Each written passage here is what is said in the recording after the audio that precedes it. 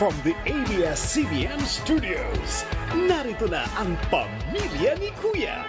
Enchong D, Melay Cantiveros, Robbie Domingo, and Bianca Gonzalez.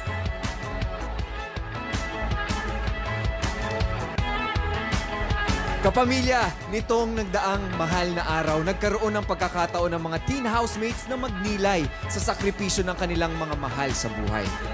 Ang mga sakripisyong nagbigay daan para makamit nila kung ano man ang mayroon sila ngayon. At yung mga sakripisyong ito ang nagsilbi nilang inspirasyon para manatiling buhay ang kanilang mga pangarap at matupad yung mga ito. Kaya naman, ngayong linggo ng pagkabuhay, muling lilitaw ang galing at determinasyon ng kabataang Pinoy. Ito ang 3rd Teen Eviction Night ng Pinoy Big Brother Community Season 10! Let's go! Mela! Yup, ang ganda-ganda mo sobra, Ate B. Hoy! Yung feeling ko ako na. Hindi pala. Nilagpasan mo si partner. Hindi na wrong scent. Na wrong scent. Dito na ba? Na wrong scent? No, pero blooming ka ngayon. Wow, dahil naka-blue. Always blooming. Pero eto, kapamilya Team Online, isang mapagpalang linggo ng pagkabuhay sa ating lahat. Ramdam na ramdam din natin na buhay ang suporta ng ating community para sa 3 nominado. Kaya naman, Happy Easter, Philippines! Happy Easter World! Iba yung Melay talaga. Nagbabalik? Oo nga, no? Yes. Matapos nga ang isang linggo ng pagninilay sa sakripisyo ng mga taong malalapit sa kanila. Saan naman kaya hahantong malapenitensyang weekly task ng mga housemates na may kinalaman sa mga sakripisyo na ito.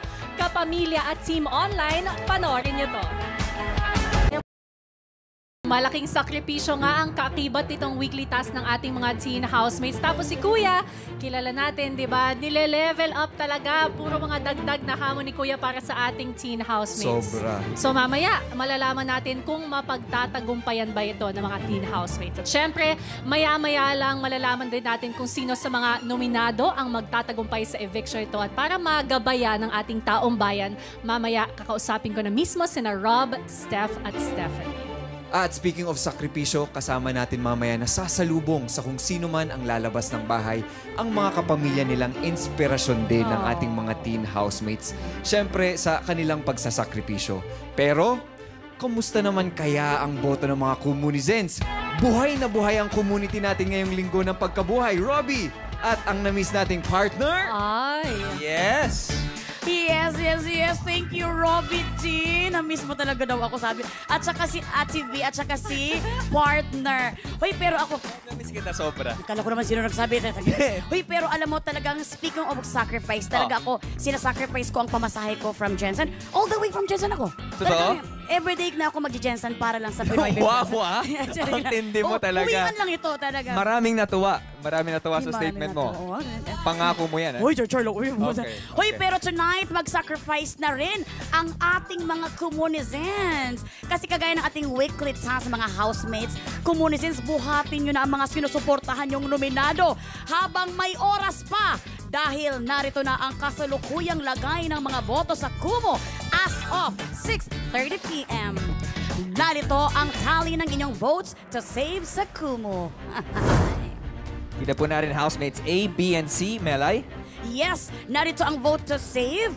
Nangunguna si housemate C na merong 28.32% of votes. Yes, ang dikit nung laban natin, no? Ang ganda. Let's head on to our votes to evict. Hoy! Ang laki ng kuan mo. Yung ano? Dito sa may votes to evict.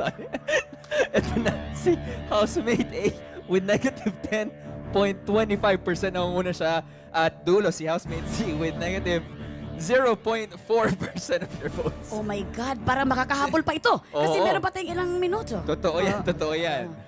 Okay. Ay, nako. Sa lahat ng mga kapamilya, Comunizens po natin, kaunting sakripisyo pa ang kailangan para masiguradong hindi lalabas ang pambato niyong teen housemate. Pwede pa kayong bumoto dahil at this point, you still have 20 minutes left to vote. Ang daming laway lumabas. Kaya naman... Oo, kapit lang kayo mga kapamilya dahil magiging mabilis sa mga pangyayari ngayong gabi. Ang resulta ng ating weekly task, ang date ni Ashton kasama ang kanyang mommy at ang pangalan ng ating latest evictee. Lahat ng yan sa pagbabalik ng Pinoy Big Brother Community